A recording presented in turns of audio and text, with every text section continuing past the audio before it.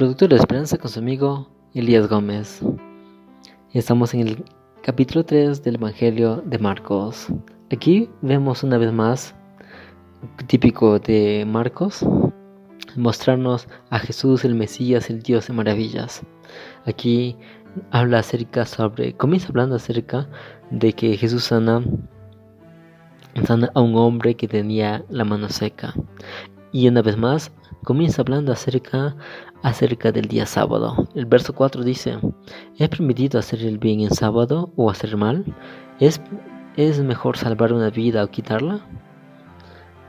Esto les decía Jesús porque los fariseos, las personas allí que le intentaban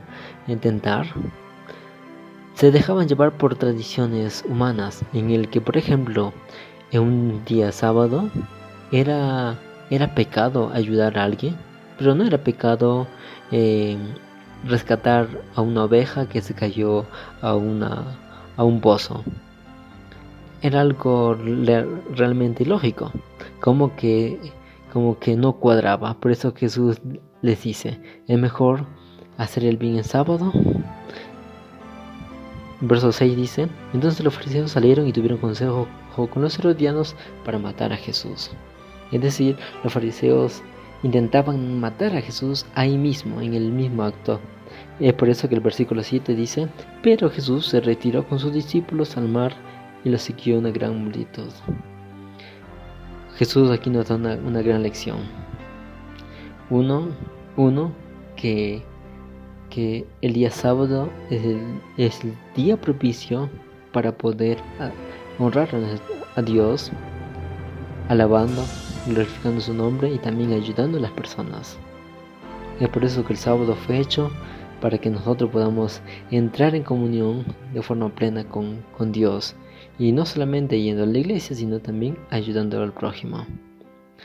Y otra lección es que Jesús era muy sabio y huía, no daba lugar para las discusiones vanas.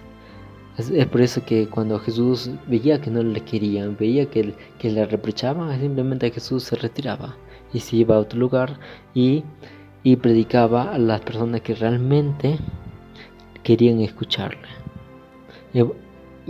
Y esa gran multitud le siguió a Jesús a muchos lugares.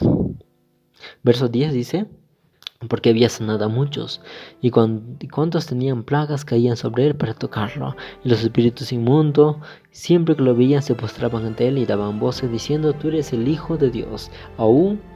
Es algo irónico, que aún los demonios le reconocían como el Hijo de Dios, el Mesías, a diferencia de los fariseos, que no lo reconocían como tal. Luego el verso 13 al 18 habla acerca sobre los discípulos. Hasta aquí Marcos nos quiere decir que hasta este momento de la historia, de la vida de Jesús, ya Jesús tenía sus 12 discípulos. Hasta allí estaba completo. Así que ahora Marcos ya no se preocupa en relatarnos esos pequeños detalles, sino se preocupa ahora en mostrarnos al Dios de maravillas, al Mesías, a Cristo mismo. Luego en el verso 20 al 30 se habla acerca sobre la blasfemia contra el Espíritu Santo. Es que la gente decían, ¿no? Especialmente los fariseos decían que Jesús hacía milagros, hacía maravillas porque en él estaba el espíritu del demonio, que por el demonio él mismo curaba y por el demonio él mismo hacía todas esas cosas. Pero Jesús demostraba que ellos estaban equivocados. Pero quiero centrarme en el versículo 28, que dice así: os aseguro que todos los pecados y blasfemias serán perdonados a los hombres, pero el que blasfema contra el Espíritu Santo jamás tendrá perdón, sino que será culpable de un pecado eterno.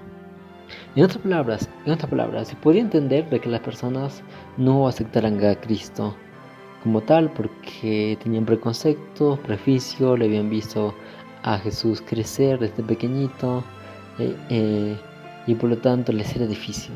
Pero ahora a ir más allá, de cuestionar la obra que él estaba haciendo, era un pecado grave. ¿Por qué? Porque el pecado que no puede ser perdonado es aquel pecador que no acepta su pecado. El pecado que no puede ser perdonado es el pecado que no es confesado. ¿Por qué?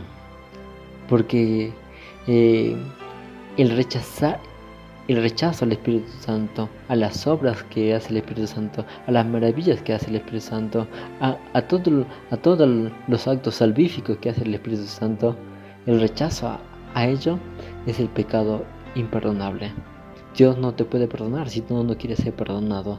Dios no te puede salvar si tú te aferras al pecado y no deseas ser salvo.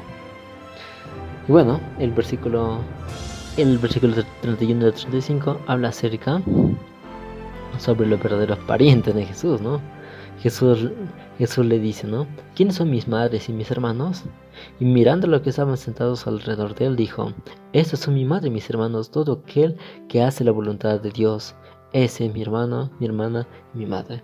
Jesús estaba queriendo decir de que todo aquel que hace la voluntad de Dios está parte de la familia del reino de los cielos. Es interesante y bonito cómo Marcos presenta a Jesús en acción, presenta a Jesús sanando, a un Jesús llamando, a un Jesús exhortando. Y eso es lo que quiere hacer Dios mismo ahora contigo. No rechaces a Cristo como hicieron los fariseos. No rechaces a Cristo como hicieron los herodianos. Y sobre todo, no rechaces la voz del Espíritu Santo que te llama. Arrepiéntate, ven a los brazos de Dios. Confiesa tus pecados ante Dios, arrepiéntate, bautízate y sigue a Cristo. Esto fue el Revelador por su palabra. Un abrazo, que Dios te bendiga, que tenga la paz del cielo. Chao.